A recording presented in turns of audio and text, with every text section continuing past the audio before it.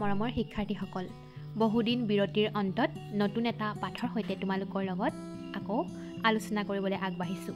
শহা আৰু সিংহ এই পাঠটোৰ মূল উদ্দেশ্য হৈছে বলতকৈ বুদ্ধি শ্ৰেষ্ঠ।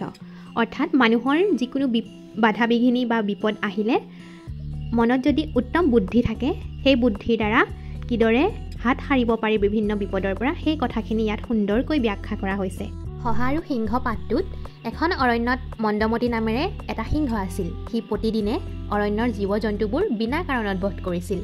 এইবোৰৰ ভিতৰত সি দুই এটাহে খাইছিল, অৰ্থাৎ খাদ্য হিচাপে গ্ৰহণ কৰিছিল। বাকীসমূহক সি বিনা কাৰণতে মাৰি পেলাইছিল। সেয়েহে বনৰ বাকী জীৱ জন্তুবোৰে এদিন মেল পাতিলে, অৰ্থাৎ মিটিং পাতিলে। সেই মিটিঙত সিহঁতি সিংহটোৰ হাতৰ পৰা কেনেকৈনো ৰক্ষা পাব পাৰি সেই বিষয়ে আলোচনা কৰিলে। আৰু আলোচনাৰ শেষত সিংহক হাতজোৰ কৰি ক'লে যে, মহাৰাজ, আপুনি যদি প্ৰতিদিনে যধে মধে অৰণ্যৰ জন্তুবোৰ বধ কৰে, তেতিয়াহ'লে কিন্তু আমাৰ জীৱ জন্তুবোৰ অৰণ্যৰ পৰা নাইকিয়া হৈ যাব। তেতিয়া আপুনি কাক লৈ ৰাজত্ব কৰিব? সেয়েহে আমি প্ৰতিদিনে একোটাকৈ জন্তু আপোনাৰ ক্ষুধা নিবাৰণ অৰ্থাৎ ভোক নিবাৰণৰ কাৰণে পাল পাতি পঠিয়াই দি থাকিম। এনে কৰিলে আপুনি চিকাৰ কৰিবলৈও যাব নালাগে, কষ্টও কৰিব নালাগে আৰু আৰামত খাই থাকিব পাৰিব। সিংহই বনৰ বাকী জীৱ জন্তুবোৰৰ কথা শুনি সন্মতি জনালে আৰু কৈ পঠালে, তহঁতে এদিনৰ বাবেও যদি জন্তু পঠিওৱা বন্ধ কৰ, তেনেহ'লে তাৰ পিছদিনাখনেই মই তহঁতক সৰ্বংশে নাশ কৰিম। জীৱ জন্তুবোৰেও সিংহৰ কথাত মান্তি হৈ গুচি গ'ল। কথামতে সিহঁতে প্ৰতিদিনে একোটাকৈ জন্তু সিংহৰ ওচৰলৈ পঠিয়াই থাকিল। এদিন শহাৰ পাল পৰিল। দুখ মনেৰে শহাটোৱে লাহে ধীৰে সিংহটোৰ ওচৰলৈ গ'ল। সি মন্দমতিৰ পৰা কেনেকৈ হাত সাৰিব পাৰি তাৰে উপায় এটা ভাবি গৈ থাকিল। এনেদৰে গৈ থাকোঁতে শহাটো এটা কুঁৱাৰ ওচৰ পালেগৈ। কুঁৱাটো ফটফটীয়া পানীৰে ভৰি আছিল। সি তাত জুমি চাই তাৰ নিজৰ প্ৰতিবিম্ব অৰ্থাৎ নিজৰ ছবিটো দেখা পালে। অৰ্থাৎ তাৰ মনত এটা বুদ্ধি খেলালে। ইতিমধ্যে বেলিও ডুবিবৰ হ'ল। ইফালে ভোকত সিংহই তৰ্জন গৰ্জন আৰম্ভ কৰিলে। বহু দেৰিৰ মূৰত শহাটোক দেখাৰ লগে লগে সিংহটোৱে খঙেৰে সুধিলে, তোৰ ইমান কিয় পলম হ'ল? অৰ্থাৎ কিয় দেৰি হ'ল? ভোকত সিংহৰ এফালে পেটে কাও কাও শব্দ কৰিছে। সিংহই খঙতে গোটেই জীৱ জন্তুবোৰক মাৰি পেলাম বুলি ভয় খুৱালে। শহাটোৱে ভয়ত ইনাই বিনাই ক'লে, সৰু জীৱ এটাৰে মহাৰাজৰ ভোক নপলাব বুলি ভাবিছিলোঁ। সেয়ে আমি 5টা শহা একেলগে আপোনাৰ ওচৰলৈ আহি আছিলোঁ। বাটতে আন এটা সিংহই আমাক বাট ভেটি ধৰি সুধিলে, তহঁত কলৈ যাওঁ?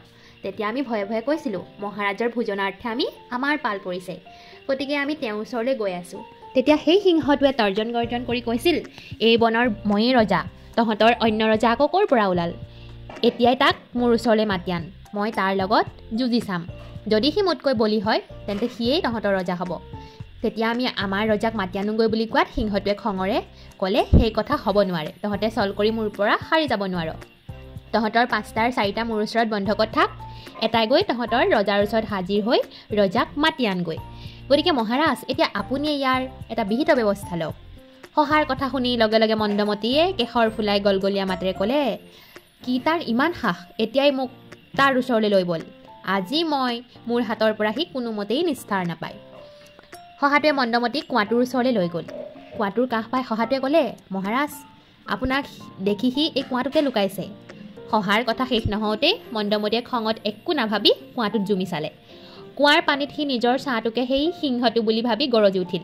সিংহৰ সেই গৰ্জন কুঁৱাৰ ভিতৰৰ পৰা পুনৰ প্ৰতিধ্বনিত হৈ ওলাই আহিল। লগে লগে মন্দমতীয়ে কুঁৱাৰ ভিতৰত থকা সিংহটোক ধৰোঁ বুলি কুঁৱাটোত জাপ দিলে।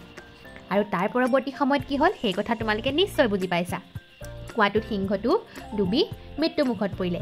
সেইকাৰণে কোৱা হৈছে, মানুহৰ উপযুক্ত সময়ত উপযুক্ত বুদ্ধি খেলালে মানুহৰ বলতকৈ বুদ্ধিৰ দ্বাৰাহে যিকোনো সমস্যা বিপদ অনায়াসে সমাধান কৰিব পাৰি।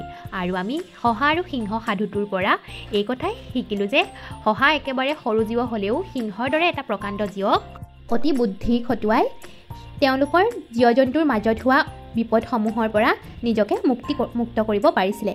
গতিকে আমি সকলোৱে জনা উচিত যে বিপদৰ সময়ত উত্তম বুদ্ধিয়ে হৈছে বিপদ অতিক্ৰম কৰাৰ একমাত্ৰ পথ। মৰমৰ শিক্ষাৰ্থীসকল, শহা আৰু সিংহ নামৰ সাধুটো পঞ্চতন্ত্ৰৰ আধাৰত তোমালোকৰ উপযোগীকৈ প্ৰস্তুত কৰা হৈছে।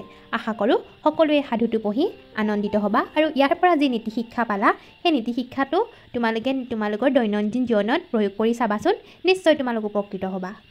পুনৰ এই পাঠটোৰ প্ৰশ্নোত্তৰৰ সৈতে তোমালোকক আকৌ লগ পাম। তেতিয়ালৈকে ভালে থাকা, অধ্যয়ন কৰি থাকা। ধন্যবাদ।